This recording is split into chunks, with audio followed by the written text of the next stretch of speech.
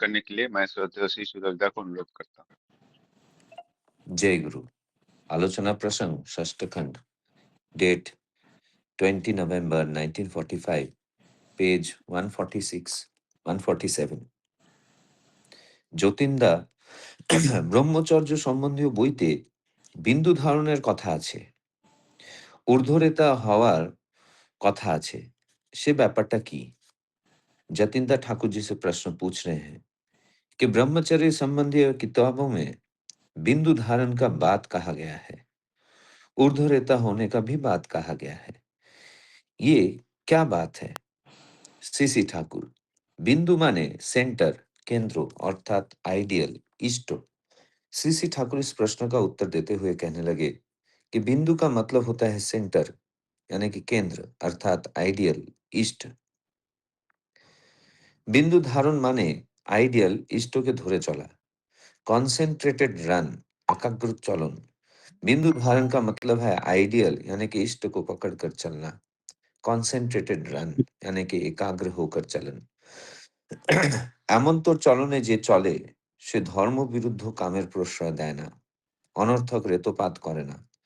इस तरह चलन से जो चलता है वो धर्म विरुद्ध कामुकता को प्रश्रय नहीं देता है और बिना वजह रेतपात नहीं करता है। অনর্থক রেতপাত শরীর মনের অপকর্ষ নিয়ে আসে, তাই তা জীবনের পক্ষে হানিকর।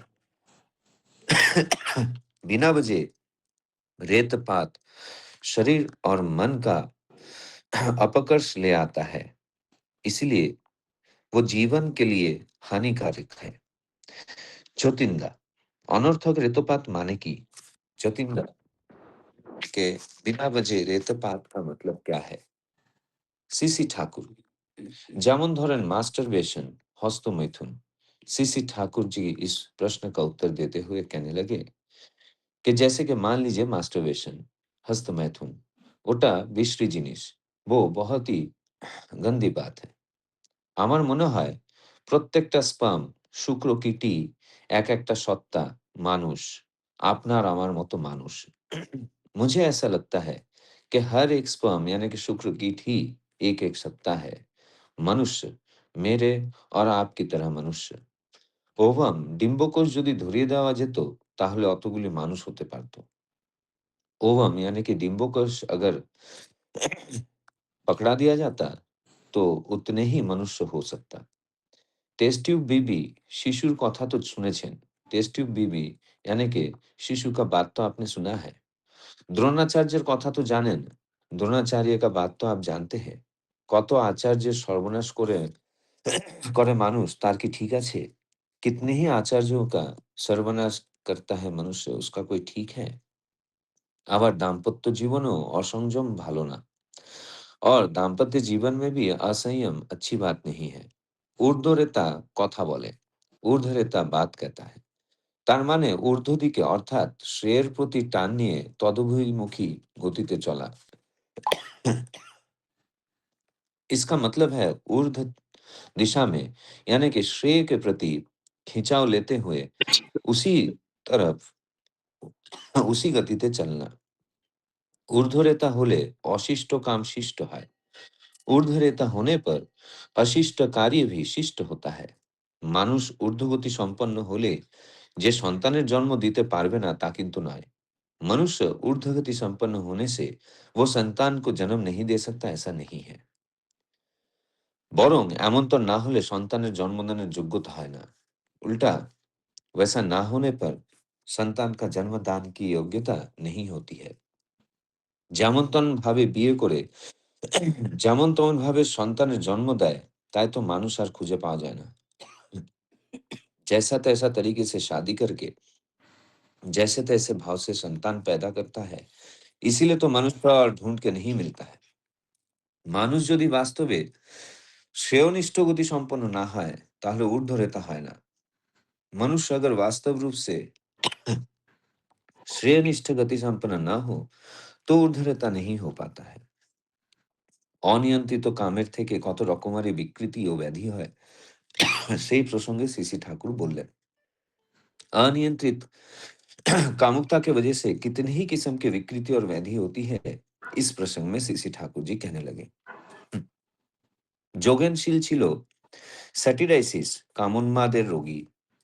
योगेनशील था স্যাটিরাইসিস यानी कि कामोन्माद का रोगी। ताके देखले बड़ कष्ट होतो, उसे देखकर बहुत ही कष्ट होता था। दांत किरमिर करतो, चूल छिड़तो, दांत किटकिटाता था, बाल को तोड़ता था, असह्य যন্ত্রণা ভোগ করত, असहनीय यंत्रणा को भोग करता था। माँ बोले डाकते पारतो ना काउके, माँ कहकर किसी को बुला नहीं पाता था। অনেক খেটে, অনেক কষ্ট করে তাকে খানিকটা ভালো করতে পেরেছিলাম। काफ़ी मेहनत करके, काफ़ी कष्ट करके उसे कुछ हद तक अच्छा कर पाया था। আর ছিল হরিদাসী, निम्फोमेनिया कामोन्माদের रोगी। और एक थी हरिदासी, जो निम्फोमेनिया यानी कि ना कामोन्माद की रोगी थी। बाहरे देखले मने होतो महायोगिनी, बाहर से प्रतीत होता था कि महायोगिनी है। आदते काम योगिनी, लेकिन असली में वो काम योगिनी थी। ঘটা করে ধ্যানে বসতো। बहुत ही आडंबर करके ध्यान में बैठती थी। কত রকম শয়তানি যে জানতো তার কি কোনো অবধি ছিল না। कितने ही किस्म के शैतानी उसे आती थी, इसका कोई ठिकाना नहीं था। আমাকে কি উৎপাতই করেছে, মুঝে কিতনা तकलीफ ही दी है। এ ছিল যোগেন সেনের থেকেও খারাপ। ইয়ে যোগেন সেন से भी बदतर हालत था। ভালো হওয়ারই ইচ্ছা ছিল না। अच्छा होने का कोई इच्छा ही नहीं थी। पारले ओझारी घाड़ मटकाए আমন্তর रोग। हो सके तो ठीक करने वाले का ही गर्दन मरोड़ दे, कुछ इस तरह का आदत। শেষটা किशोरी শাসানিতে ভয় পেয়ে এখান থেকে পালালো। आखिर में किशोरी के डांट फटकार के डर से वो यहाँ से भाग गई। जय गुरु। जय गुरु। श्रद्धेय सुरजदा बहुत सुंदर भाव से आलोचना प्रसंगों का निर्वाचित अंश पाठ किए और उनको हिंदी में अनुवाद करके बताया है। उपस्थित सभी दादा माँ की तरफ से मैं सुरजदा को बहुत बहुत धन्यवाद ज्ञापन करता हूँ। आज का जो विषय वस्तु है वो मैं संक्षेप में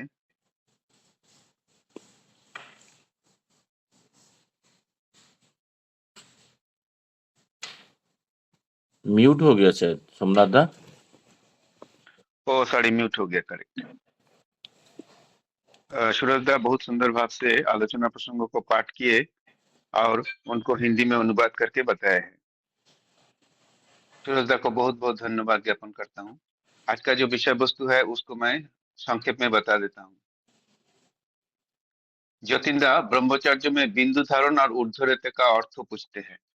श्री श्री ठाकुर जी बताते हैं कि बिंदु यानी इष्ट तथा आदर्श, और बिंदु धारण का अर्थ है उसी आदर्श को एकाग्रता से धारण करना। जो व्यक्ति इस प्रकार का एकाग्र जीवन अपनाते हैं वो अनुचित काम विकार को बढ़ावा नहीं देता है और ना ही व्यर्थ बीर्जपात करते हैं। अनावश्यक बीर्जस्राव शरीर और मन दोनों के लिए हानिकारक होते हैं, इसलिए संयम आवश्यक है।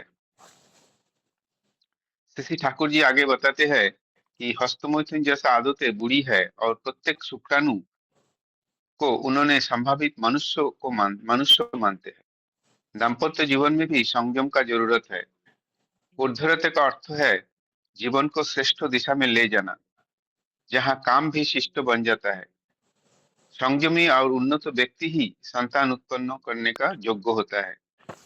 श्री ठाकुर जी बताते हैं कि अनियंत्रित काम से कई तरह का विकृतियां और मानसिक रोग उत्पन्न होते हैं। उदाहरण के रूप में दो रोगियों का बात किए हैं। एक जोगेन सेन जो पुरुष कामोन्माद थे और हरिदासी स्त्री कामोन्माद, जिनकी हालत बहुत दयनीय थी और जिनसे उन्हें काफी संघर्ष करना पड़ा।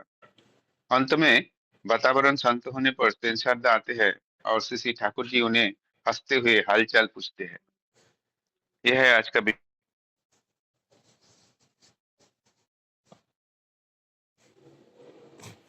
म्यूट हो गया सोमनाथ दा। हाँ, ये आज का विषय वस्तु ये थे। तो अभी इस विषय वस्तु को आलोचना करने के लिए मैं श्रद्धा से सूरजदा को अनुरोध करता हूँ 10 मिनट आलोचना करने के लिए। जय गुरु। आज जो विषय ठाकुर जी यहाँ पे जो आलोचना हो रहा है, ये ह्यूमन साइंस और बॉडी एनाटॉमी और उसके साथ-साथ मेंटल जो हमारे बनावटी है हमारे शरीर का, उसके बारे में बहुत अहम एक भूमिका है। ये हम सभी को समझना चाहिए, हमारे बच्चों को भी ये बात समझानी चाहिए। क्योंकि ये एक ऐसा विषय है जो खुले तरीके से हम हमारे बच्चों के साथ बात नहीं करते हैं और कहीं न कहीं इसका परिणाम बाद में दिखाई देता है। ठाकुर जी को जब जतिंदा ने ब्रह्मचर्य के बारे में पूछने लगे कि बिंदु धारण का मतलब क्या है और ऊर्ध्वरेता होने का बाद भी बताया गया है, इसका मतलब क्या है? तो सीसी ठाकुर जी इसका प्रश्न का उत्तर ऐसे कुछ इस तरीके से दे रहे हैं कि बिंदु का मतलब सेंटर या तो आइडियल, इष्ट। अब इस इष्ट को धारण करना, इसका मतलब होता है इष्ट को पालन करके चलना, वो भी एकाग्र चित्त से।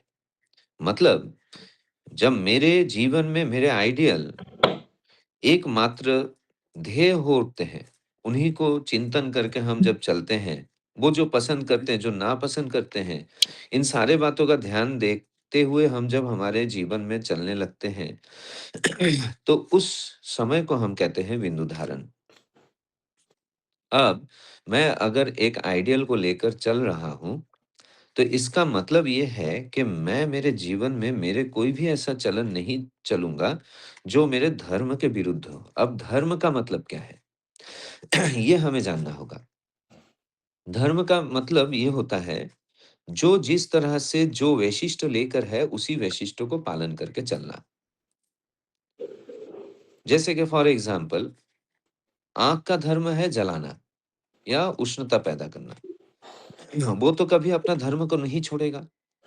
तो अगर मैं जानबूझकर मेरे हाथ को आग में डालता हूँ, तो आग अपना धर्म करेगा और वो मेरे हाथों को जला देगा। तो मेरा धर्म क्या है? मेरा धर्म है उस आग को सही जगह पे सही तरीके से उसका एप्लीकेशन करना। ठीक उसी तरह विभिन्न तरीके के चीज़ों का इस दुनिया में उसका अपना-अपना एक धर्म है। तो मनुष्य होने के नाते मेरा भी एक धर्म है। तो वो धर्म क्या है? बीइंग एंड बिकमिंग, बचना और बढ़ना। ऐसा कोई भी काम, ऐसा कोई भी बात, ऐसा कोई भी व्यवहार, ऐसा कोई भी चलन मैं नहीं चलूँगा या नहीं करूँगा, जो मेरे बीइंग एंड बिकमिंग के रास्ते में एक ऑब्स्टेकल पैदा करे। वो शारीरिक तौर पे भी हो सकता है, मानसिक तौर पे भी हो सकता है। मैंने कोई मेरे लिए बहुत अच्छा सोच रहा, मैं उसके साथ बहुत ही गंदा व्यवहार कर दिया या फिर उसका शारीरिक तौर पे कुछ नुकसान कर दिया, तो मैंने धर्म के विरुद्ध काम किया। क्योंकि मैंने उसके जीवन में बीइंग एंड बिकमिंग को तो मैंने हानि पहुँचाया, उसके साथ-साथ मैं मेरे जीवन में भी बीइंग और बिकमिंग को मैंने नष्ट कर दिया मेरे मानसिक सोच और विचार की वजह से। तो ठाकुर जी यहाँ पे जतिंदा का जो दूसरा जो सवाल है कि ऊर्ध्वरेता होने का मतलब क्या है? उस बारे में ठाकुर जी कह रहे हैं कि बिना वजह रेतपात मतलब वीर्य पतन अगर कर नहीं करना चाहिए। ये भी धर्म के विरुद्ध है। ये समझना होगा, हम सभी को समझना होगा। और बिना वजह जब हम वीर्यपात करते हैं, तो शरीर और मन दोनों अपकर्ष मतलब डिप्राइव्ड होता है, जो जीवन के लिए बहुत हानिकारक है। ये एक साइंस है। क्योंकि ये कहा जाता है कि 36 दिन तक 36 बिंदु खून जो होता है, उस 36 बिंदु खून से 1 बिंदु वीर्य पैदा होता है। मतलब मेरे शरीर में जो शारीरिक विधान है, उसमें हम जो भी पौष्टिक आहार लेते हैं, उससे हमारे शरीर में जो खून बनता है उससे, उस खून से वो वीर्य बनता है। तो 36 बूंद खून से 1 बिंदु जो है वीर्य बनता है। ये शरीर के ऊर्जा को बनाए रखता है। इस शरीर की ऊर्जा को वो ताकत देता है। तो मेरा जो इम्यूनिटी सिस्टम है, या फिर मेरा जो रेजिस्टेंस पावर है, या फिर जो मेरा मैं जल्दी से बीमारी में मतलब जकड़ कर मैं खुद के जीवन को मैं ऐसे ही नष्ट नहीं कर पाता हूँ, अगर मैं मेरे वीर्य को अगर सही तरीके से सँभालता हूँ तो। अगर इसका बिना वजह अगर पतन होता है, इसका मतलब मेरे शरीर को मैं नुकसान पहुँचा रहा हूँ, शारीरिक तौर पे। मैं मेरे इम्यूनिटी सिस्टम को बिगाड़ रहा हूँ, मैं मेरे रेज़िस्टेंस पावर को ख़त्म कर रहा हूँ और बिना वजह विभिन्न किस्म के व्याधि और बीमारी से मैं ग्रस्त हो जाऊँगा। ये पहला जो इम्पैक्ट है शरीर पे होता है। दूसरा इम्पैक्ट होता है मानसिक तौर पे। जब अब बिना वजह वीर्य पतन कब हम करते हैं? जब हम कोई एक अस्वाभाविक चिंतन करते हैं या फिर मैं कोई एक गलत सोच लेकर चलता हूँ। ये एक मानसिक विकार है क्योंकि इसमें स्टिमुलेट होते हैं। जो मानसिकता है वो गलत तरीके से स्टिमुलेट होता है और इस स्टिमुलेशन के वजह से मेरे शरीर में उत्तेजना सृष्टि होती है जिसका परिणाम होता है बिना वजह वीर्य पतन। तो ये जो मानसिक तरीके से जो डिप्राइव होते हैं, ये समाज में भले वो एक मुखौटा लेकर चलता है वो इंसान, लेकिन उसका जो मानसिक सोच है, किसी को देखकर गलत सोचना, किसी को देखकर एक अलग किस्म की भावना रख के चलना, ये उसके मानसिक जो अपकर्ष है, उसे वो बढ़ा देता है। तो तभी वो साधारण तौर पे जीवन को नहीं जी पाता है। वो हर एक चीज़ में वही स्टिमुलेशन को ही आगे लेके चलता है। तो जतिंदर जब पूछे कि अनर्थक रेतपात का मतलब क्या है? तो ठाकुर जी ने कहा कि मास्टरबेशन एक सबसे बड़ा इसका उदाहरण है। मास्टरबेशन एक्चुअली एक कृत्रिम प्रक्रिया है, जो हमारे शरीर को और मन को स्टिमुलाई करता है। और ये बहुत ही गंदी बात है ठाकुर जी बोल रहे हैं।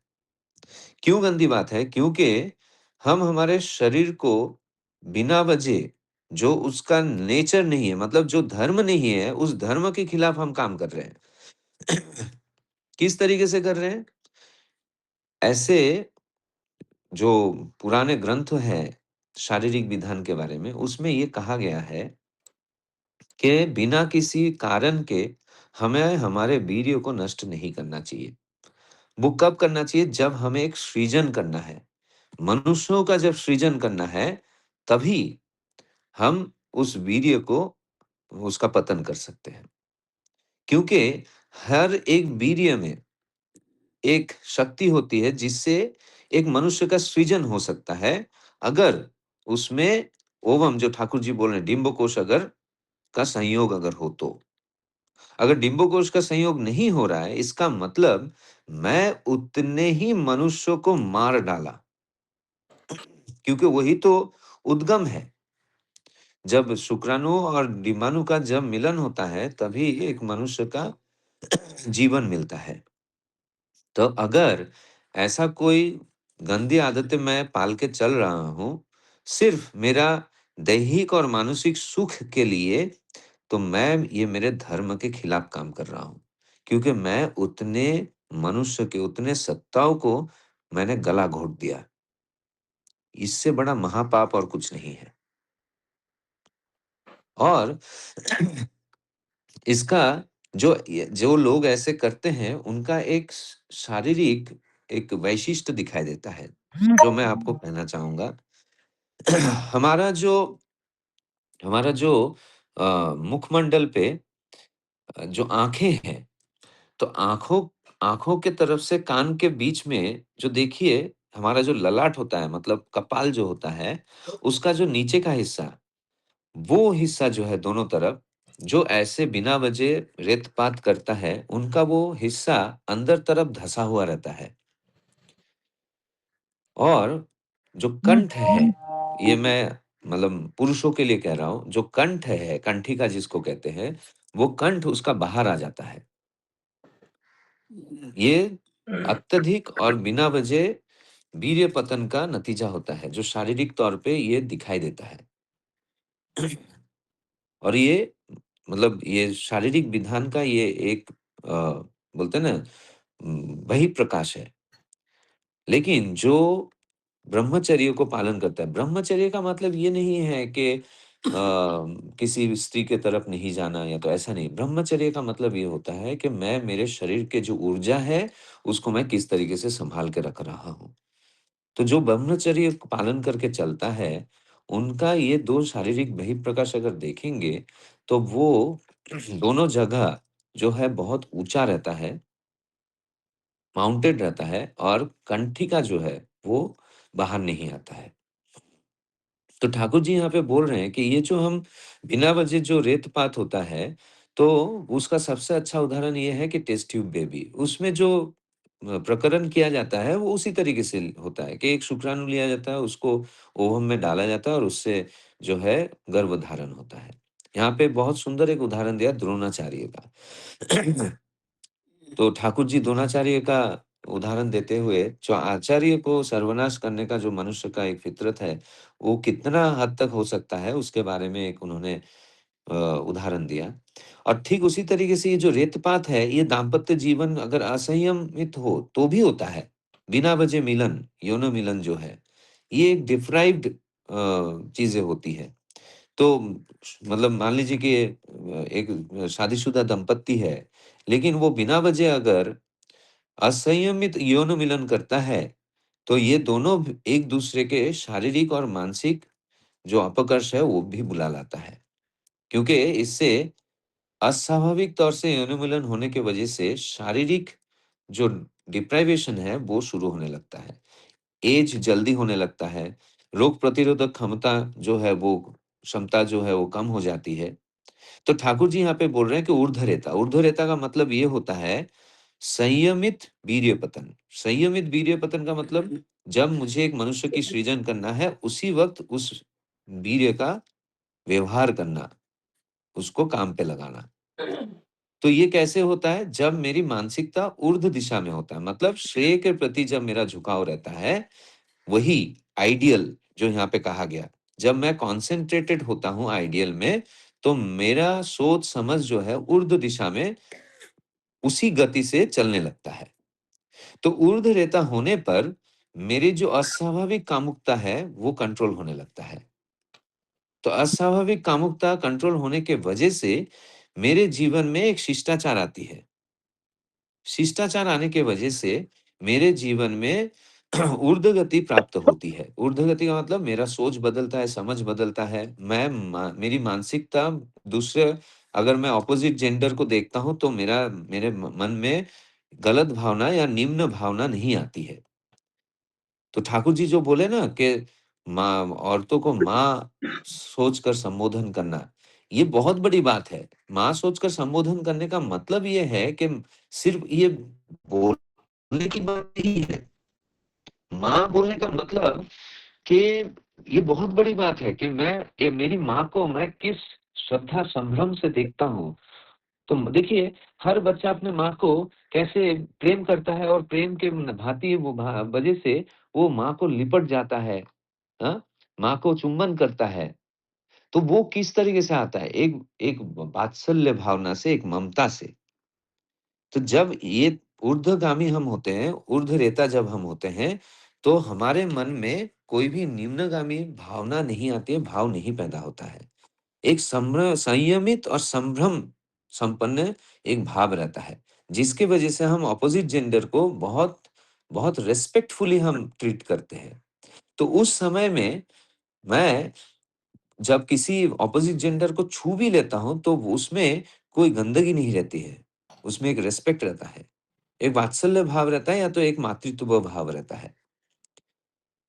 और ऐसे जब हम संतानों को इस भावना के द्वारा जब हम संतानों को जन्म देते हैं, तो वो संतान भी बहुत उच्च कोटि का होता है।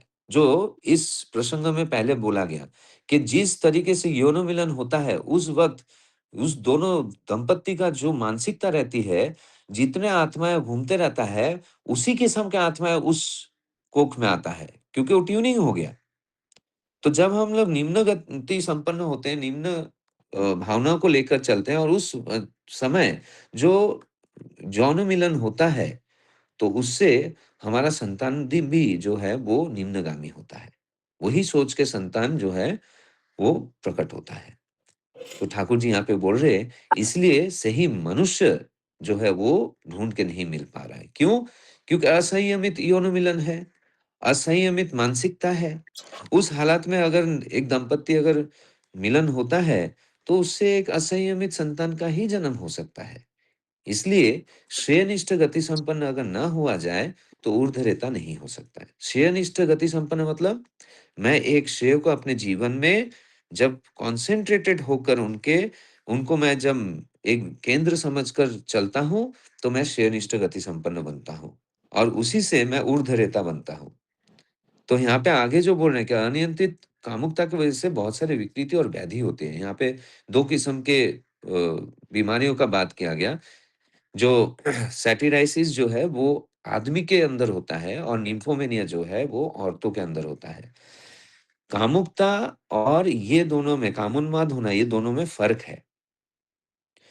ये दोनों बीमारी एक ऐसी बीमारी है जहाँ पे इंसान पागल के जैसा हो जाता है, पागलपन सवार रहता है। मतलब वो सामने वाले को देखकर ये नहीं सोचता है कि वो पुरुष है, स्त्री है, उसको नहीं समझ में आता है when they are so deprived कि वो अपने कामुकता को शांत करने के लिए किसी भी हद तक जा सकता है।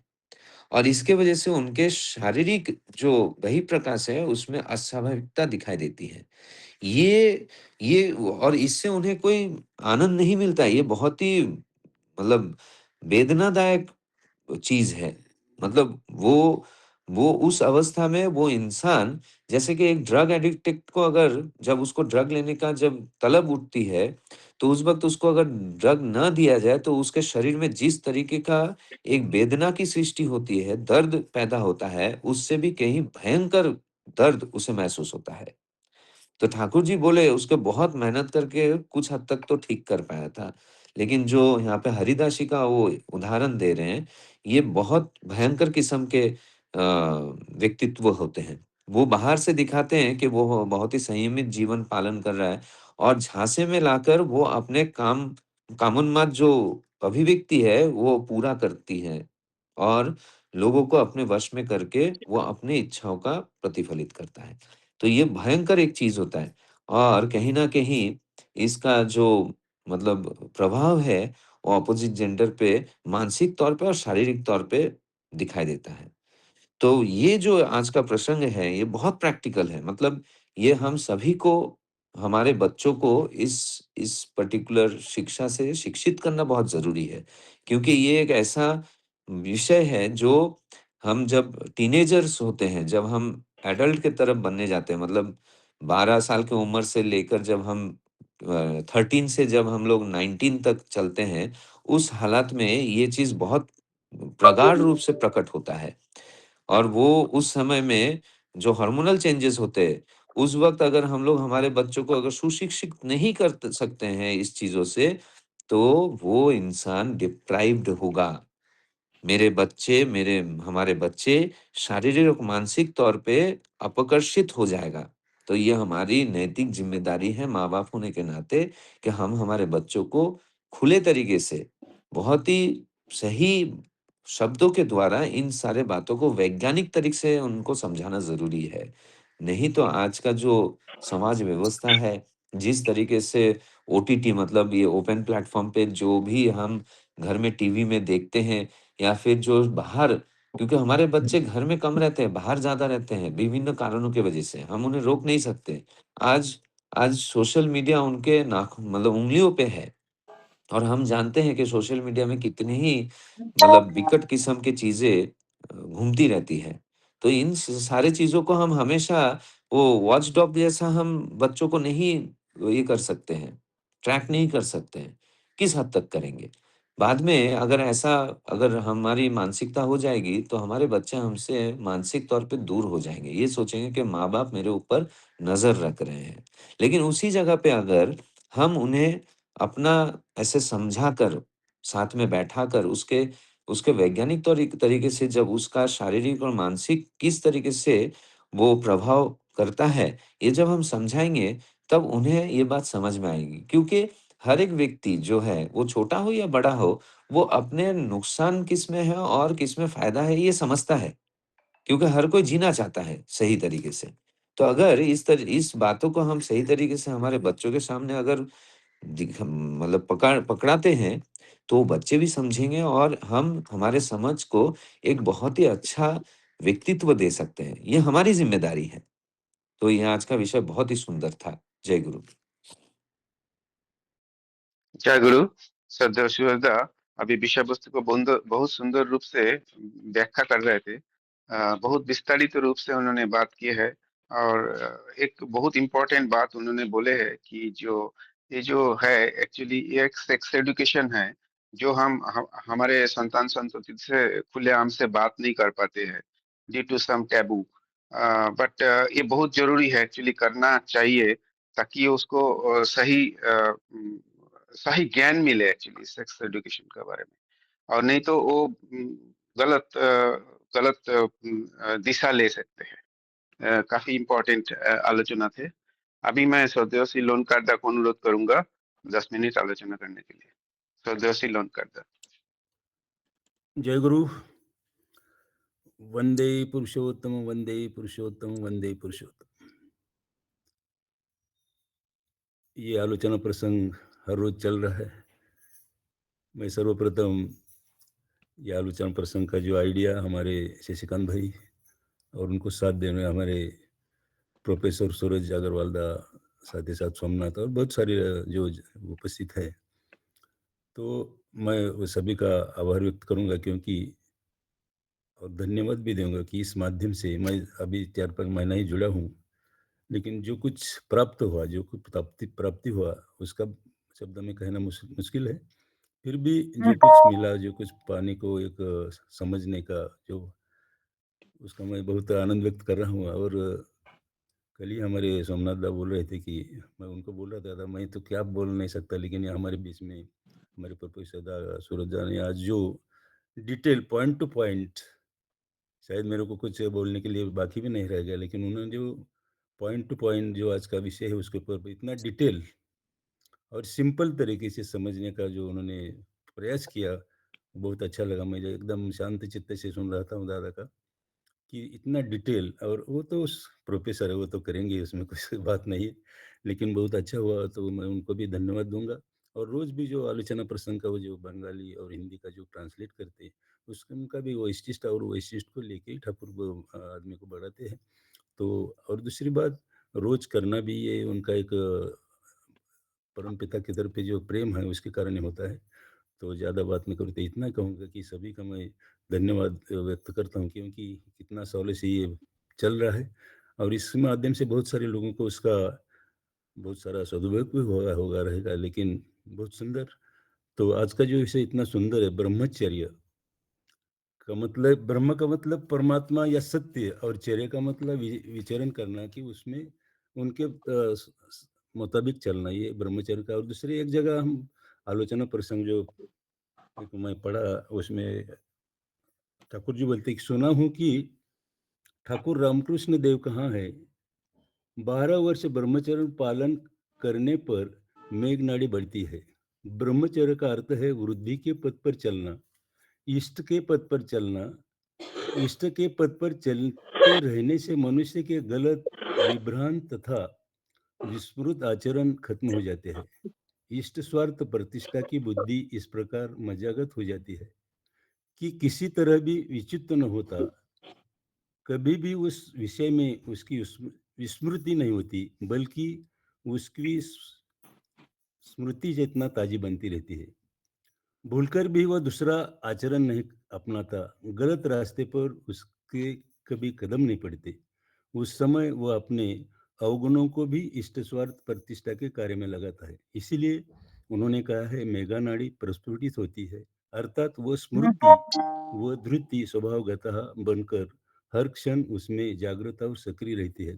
तो ब्रह्मचर्य का अर्थ भी हमारे परमपिता ने रामकृष्ण के माध्यम से जो बताया कि अगर हम अच्छी तरह परमपिता को एक समर्पित होकर चलते हैं, तो ये जब को जो जो ब्रह्म नाड़ी बोलते हैं, मेघा नाड़ी, तो वो प्रज्वलित होती है, स्मृति चेतना, उसके प्रस्मृति चेतना में कल का मैं हमारे शशिकांत भाई में उसके बारे में बहुत कुछ बोला है। तो ये ब्रह्मचर्य का आज हम समाज में देखते हैं, मैं ज़्यादा डिटेल जाऊँगा के लिए, हमारे सूरज दा ने बहुत सुंदर तरह से किया है कि हम आज देखते हैं कि कहाँ-कहाँ जो आदमी ये यौन के कारण हमारे इस विषय में भी जो 2 दादा का और एक माँ का जो किस तरह से उनका हालत होता है और किस तरह से, तो आज जो हम देखते हैं और जो बच्चे लोग या कभी-कभी उनका जो आचरण वो देखते हैं ना कि छोटी बच्ची है, बड़ी है, लेकिन उसका जो जब टाइम ये होता है कि वो उसमें इतना पागल होते जाता है कि उसको आगे क्या है, लेकिन आज हम देखते हैं कहीं रिक्शा में, कहीं गाड़ी में, कहीं बलात्कार इतना होते जाते है। इसका कारण वही है कि ये यौन के कारण या इसमें तो ब्रह्मचर्य का अर्थ हम वही समझते हैं कि स्त्री के साथ ये करना, लेकिन और दूसरी बात भी है, ब्रह्मचर्य का मतलब सब छोड़-छाड़ के जंगल में जाना, ये भी होता है। तो ये ब्रह्मचर्य का आज का जो विषय है, इसमें ज़्यादा कुछ बात नहीं, लेकिन एक ही कहूँगा कि अगर हम पूर्ण समर्पित होके ब्रह्मचर्य का जो आदमी विचरण करता है, जो केवल यौन संबंध के सेवक ही सेवक से अधिक है, वो यौन में नॉर्मल रहता है, लेकिन बाकी जो ये ब्रह्मचर्य का जो रहता है, केवल यौन संबंध से कहीं अधिक है। यह इंद्रियों, मन और बुद्धि पर संयम रखते हुए, बोले तो ये जो संयम होता है कि कभी-कभी यौन के बारे में जब हम सोचते हैं या बस टीवी पे इतना सारा गंदी बातें वो ज़्यादा होते हैं और वही आज आजकल बच्चे देखते हैं और उसका उसके मारम जो अ, यौन का जो बोलते हैं ना जो हस्तमैथुन और उसमें तुम्हारा वीर्य का पतन होता है, यही कारण होता है ना, जो हम कई-कई अच्छे खराब चीज़ें देखते हैं तो ऑटोमेटिकली उसका होता है। तो ये जो असाधारण वीर्य पतन होता है, वो भी शरीर और मन को बहुत खराब करता है। थोड़ा-थोड़ा कभी-कभी हम जब यौवन अवस्था में थे, तो कभी-कभी स्वप्नावस्था होती थी। लेकिन उस स्वप्नावस्था में जो तकलीफ होता है, दोनों तरफ से इंद्रिय और मन को भी, ये जो ठाकुर जी इतने सुंदर ढंग से और हमारे सूरजदानी भी बोला कि ये बच्चे लोगों को भी इसका शिक्षा होना चाहिए। तो आज वो जो चल रहा है समाज में नहीं होता था, लेकिन पता नहीं आगे क्या हुआ, लेकिन ये ज़रूर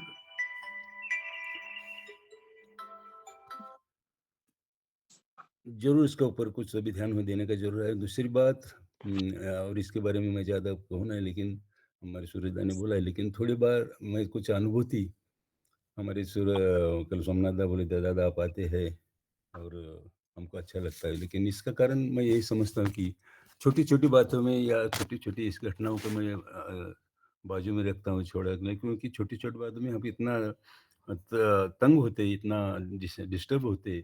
लेकिन मेरा कहने का मतलब है कि मैं जब ठाकुर जी को लिया ना 1990 में मेरा दीक्षा हो रहा है, उसके बाद हमारे जो प्रधान आचार्य देव बरदा जी, उनके साथ संग करने का भी 4 साल मिला। वो टाइम तो ज़्यादा भीड़-भाड़ नहीं था, एकदम आमने-सामने होता था और सुरेश लीला का माध्यम से सब परिवार के जाने को मिला। और जो कुछ देखता हूँ कि जो एक भजन भी है हमारे मराठी में कि सुखावले नयन माझे गुरुदर्शने, सुखावले नयन माझे गुरुदर्शने, तृप्त झाले कान माझे गुरुवचने।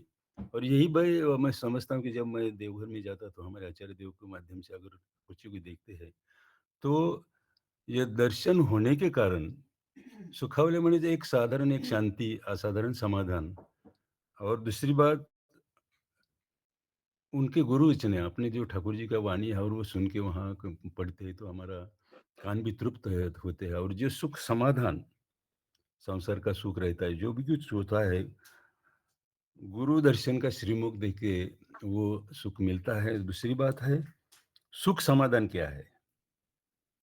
तर त्यांचे चरण आपण ज्यावेळेस बघतो, मला एक अनुभव है, अब आपको बोलूँगा कि जब मैं हमारे परम पूज्यपाद पूर्व आचार्य देव हमारे शिष्य दादा जब माट मंडप में बैठते थे, कभी-कभी वो आके एक पाँव छोड़ के एक अलग भंगिमा में बैठते थे, तो मैं अभी भी मेरे को देख रहा है कि वो पाँव को मैं देखता तो उसमें ऐसा एक आनंद मिलता था। कभी-कभी मैं घर में बैठता तो एक मन में अचानक आता है, तो उन बैठे हैं हमारे आचार्य देव और उनका जो पाँव नीचे छोड़ के जो बैठे हैं, तो वो पाँव को देख के एक एक अलग सृष्टि होता है, ऐसा मेरे को लगता है। एक अनुभूति और ये हमेशा हम जब वहाँ जाते तो ये देखने का तरीका रहता है, हमारे परम आचार्य देव बैठते ही कैसे बोलने का तरीका, वो मैं पालन करता हूँ। और इसी कारण आज जो बहुत बार मैं ज्वाइन भी नहीं कर सकता था, अब परिचालना कर सकता हूँ, क्योंकि बहुत जगह वो मेरे को बुलाते हैं और साथ ही साथ कुछ पारिवारिक सुख दुख भी होता है, उधर भी जाना पड़ता है। तो कभी कभी जुड़ना नहीं होता है। तो कल सोमनाथ बोलते आप दादा कल है क्या, तो बोला मैं इधर रहूँगा। और उसके बारे में तो उन्होंने मेरे को इस हिंदी जो है अनुवाद वो भी भेजा है। तो यही कहूँगा कि जो कुछ आज प्राप्त हुआ है और जो कुछ है इसका एक ही कारण है। मैं समझता हूँ कि जब से लिया हूँ और जब से पूरे आचार्य देव के माध्यम से परमपिता का दर्शन हुआ, परम वो देखते देखते मैं मन में एक ही सोचा कि हमको अभी एक ही करना है कि पूर्ण रूपेण ठाकुर जी के चरण में या अपने आचार्य देव के चरण में जाना है, और जो जो उन्होंने बोलते हैं उसको पालन करने का कोशिश करना है। तो ऑटोमेटिकली आपका एक अंदर भाई से एक स्वभाव बनता है कि मेरे को किसकी निंदा नहीं करना है, किसके साथ अच्छा रहना ही है। अभी जहाँ मैं जाता हूँ, कल मैं नासिक में गया था, तो उधर हर साल मैं जाता हूँ, ये चौथा साल है। तो लोग क्यों बुलाते हैं, एक प्रेम मिलता है वहाँ, अलग लोगों से मिल के थोड़ा अनुभूति और देखने को मिलता है। वहाँ एक आदमी को, बहुत पुराना आदमी नासिक का, नाम नहीं बोलूँगा। और देखो कभी कभी आदमी इष्टभूति सब कुछ बातें अच्छे करता है, लेकिन कल परसों वो बोल रहा था कि दादा क्या करूं, मेरा बेटे का शादी नहीं बन हो रहा है, मैं इतना करता हूँ इतना करता हूँ। इसका मतलब क्या है, कहीं ना कहीं गड़बड़ी है। अगर परमपिता को लेके चला और उनके साथ आप अटैच है, तो ऐसी बातें मन मुख में नहीं आती है। इतना साल से आप, मैं देखो सर कितना साल से मैं देखता हूँ उसको, तो अभी ऐसे बात करता है कि दादा क्या करो बच्चे को। अरे क्यों, आप क्यों सोचते हैं, पहले ठाकुर की लेके चलो, जो होना है होते हुए रहेंगे। लेकिन बात यही है, बहुत सारे मैं जगह जाता हूँ तो यही वो एक अलग अलग समस्या लेकर लेते हैं। इसका मेरे को लगता है कि मैं किस तरह से उनके चरण में समर्पित हुआ। लेकिन मैं समझता हूँ कि पता नहीं मैं कितना समर्पित हुआ या नहीं, लेकिन मेरा कई का खुद का अनुभूति है, जो आज मैं जब सभी जगह पा रहा हूँ कि ये जो पुणे में भी जो लोग हैं, बच्चे लोग, परसों भी हमारे देखो कैसा परमपिता हमको सहयोग होता है। और सभी जगह परमपिता ये बोलते हैं मैं आपके साथ हूँ, आप अच्छी तरह करके मैं आपके साथ हूँ। तो ये जो उदाहरण या जो विश्वास, परसों हम ऐसे ही बातें करते करते थे, हमारे जो गुरुबंधु है तो चमनदा, तो कितना लोग प्रेम से बोलते दादा हम जाएंगे, उनका गाड़ी लेके हम गए और वहाँ जाने आने का उन्होंने इतना इंतजाम करते, इतना सुखदायी प्रवास हुआ। और उधर का जो सत्संग प्राप्त हुआ, हमेशा थोड़ा सा अलग टाइप, हमारे भुवंदा भी वहाँ से आए थे, बॉम्बे से 4-5 लोग आए थे, पुणे से हम 4-5 लोग आए थे। ये जो मिलता है, प्रेम मिलता है, तो कभी कभी लोग बोलते हैं दादा आप इतना भागते दौड़ते ये एज में, तो आपको कुछ तकलीफ नहीं होता है क्या, आपको कोई ऐसा लगता नहीं कि रोज क्यों जाने का। लेकिन मैं हमेशा समझता हूँ कि कितना भी भागो कितना भी, लेकिन हमारे साथ परमपिता है, उनकी तरफ से अगर हम देखते रहेंगे तो आपको कोई भी कंटाला नहीं आएगा, कोई एक मन में ऐसा द्विधा नहीं होगी कि नहीं आज नहीं जाने का। लेकिन जितना आप परमपिता को लेके चलेंगे तो आपका कभी भी थकान नहीं, यही एज में क्या कि पता नहीं कब तक। लेकिन मेरा तो मानना है कि मैं तो सबसे भाग्यवान समझता हूँ कि ये एज में, और जो मिलता है उनके बारे में भी मैं ज़्यादा बोल नहीं सकता हूँ, लेकिन जो मिला है उसका शब्द में भी व्यक्त नहीं करता है। लेकिन ये आलोचना प्रसंग के माध्यम से आप लोग कितना प्रेम करते हैं, क्या बोलता हूँ क्या नहीं। लेकिन बहुत अशिक्षित हूँ ना, कि उसे ज्ञानी नहीं, लेकिन मैं हमेशा ये लोगों का मेरे को थोड़ा ये होता है, हमारे सूरजदा, शशिकांदा भी गार्ड उनका अभ्यास है, करते हैं इसलिए तो बातें करते हैं, बोलते हैं। हमारे सूरजदा तो प्रोफेसर है उसका, तो क्या बारे में बोलेंगे, और साथ ही साथ सोमनाथ और बहुत सारे इसमें जो जुड़ित है, अपना अपना आदम होती है, बहुत सुंदर से करते हैं। और मैं वही प्राप्ति करने का सोचता हूँ, ज़्यादा इतना ही, क्या बोला क्या पता नहीं, लेकिन जो कुछ मिला है मैं समझता हूँ एक ही विश्वास के साथ उनके चरण में पूर्ण भाव से समर्पित होना है। इधर उधर थोड़ा हो गया तो संदेह नहीं आना चाहिए, अगर थोड़ा इधर इधर संदेह होगा कि आप जीरो होते हैं। इसीलिए छोटी छोटी बातें में भी कभी कभी संताप आता है, तो उसको बाजू में हटाना है। ये मेरा प्रैक्टिस है, इसीलिए मैं आज ये इतना आनंद में रहता हूँ। जो सांसारिक सुख है जो कुछ समाधान है, हमारे परमपिता आज इस कलयुग में ऐसे फुलफिलर ऑफ द बेस्ट मिले हैं, उनको लेके चलो। अब कोई तकलीफ हो, कुछ भी हो, लेकिन वो संवारते हैं और अच्छी तरह हमको रहने को एक सुयोग प्राप्त होता है। इतना ही कह के मैं सोमनाथ दा का भी फिर धन्यवाद करता हूँ। दादा ने मेरे को फ़ोन करके और अपना अनुवाद लेके भी मैं भेजा था, इसलिए उनका भी धन्यवाद और सभी का आपको धन्यवाद। कॉल नहीं कर सकता, लेकिन हम यहाँ चैट पर बात कर सकते हैं। तो इतना ही। जय गुरु सोमनाथ दा, जय जय गुरु। गुरु, जय गुरु, जय गुरु दादा। बहुत सुंदर, बहुत सुंदर। इतना सुंदर आलोचना किए है श्रद्धेय लोनकर दा। उन्होंने पहले ब्रह्मचर्य का बारे में बात की है, ब्रह्मचर्य क्या चीज है उसका डेफिनेशन दिए है। बाद में दादा ने अपने अपना अनुभव अनुभव बताया, और दादा का यही खासियत है कि उन्होंने अपना अनुभव बताते हैं। बहुत अनुभवी और बहुत अभिज्ञता संपन्न व्यक्तित्व है, जो कि हम हमारा पास दुर्लभ है। हम बहुत आदर करते हैं श्रद्धेय लोनकर दा को। अभी समय बचा नहीं है। मैं थोड़ा शशिदा को अनुरोध करूंगा, श्रद्धेय सूरज दा, श्रद्धेय लोनकर दा को धन्यवाद ज्ञापन करे। जय गुरु सोमनाथ दा, सबको जय गुरु। आज बहुत सुंदर आलोचना हुआ और सोमनाथ सूरज दा ऑलरेडी बहुत सारा चीज़ें विशेष वस्तु में बोले, और लंकर दा हम लोग तो काफ़ी दिन से मिस कर रहे थे। जे तो लंकर दा इतना सारा जो टूर अभी ये गुजरात गए, नासिक गए, और बाद में हम लोग सुनेंगे धीरे धीरे। बहुत सारा अनुभूति रहता है, तो जीवन तो अनुभूति सुनने से एक प्रेरणा मिलता है। और आज का विषय संबंध में कुछ व्यक्तिगत उदाहरण है। व्यक्तिगत मतलब जीवन में जैसे ठाकुर जी के नाम के साथ ठाकुर जी बोल रहे हैं, जो इसके पास ये था। हमारा जीवन में भी, मेरा जीवन में भी व्यक्तिगत अनुभूति इसको लेके बहुत सारा है, और उसके ऊपर काम भी हम किए हैं। मेरा फादर इन लॉ के साथ में कंसल्ट किया, एक घटना ऐसा था, ये जो आज का टॉपिक के ऊपर, तो कभी समय होगा तो इसको आलोचना रखूँगा। और ये दैनंदिन जीवन में भी इसके ऊपर मैं काफ़ी यंग मास को बोलता हूँ। तो आज का समय हो चुका है, और मैं सोमनाथ दा का भी अब उनको धन्यवाद दूंगा। वो काफ़ी कम समय में समराइज करके हमको विषय वस्तु ये करते हैं, और बहुत सुंदर रूप से परिचालना करते हैं। इससे बैकग्राउंड में बहुत सारा काम करना पड़ता है, ट्रांसलेशन करके भेजते हैं, फिर वो कौन विषय वस्तु के सर आलोचना करेंगे उसको शेड्यूलिंग करते हैं। तो उनको धन्यवाद दूंगा, और इतना बोल के आज का आलोचना प्रसंग यहीं पे हम विराम देते हैं। जय गुरु। जय गुरु दादा। सभी दादा माँ को बहुत बहुत धन्यवाद, और जय गुरु। सभी दादा माँ अपना वीडियो ऑन करके जय गुरु जय गुरु सभी को करे, जय गुरु। सभी को जय गुरु करे। सभी दादा माँ को जय जय गुरु, गुरु, जय गुरु, जय गुरु। सभी दादा माँ को सभी जय दादा माँ को जय गुरु। शैलेंद्र दा जय गुरु। जय गुरु। जय गुरु, जय राम भाई जय गुरु। जय गुरु जय शैलेंद्र गुरु, दा जय गुरु। रवि दा जय सभी को गुरु। जय गुरु। दीपक दा जय गुरु। पंकज दा जय गुरु, पंकज दा जय शशिदा गुरु। जय गुरु, जय गुरु, जय गुरु, शैलेंद्र दा जय गुरु, जय गुरु, जय गुरु। जगतपाल दा जय गुरु, दीपक दा जय गुरु, जय गुरु तेलंग दा जय जय गुरु। गुरु,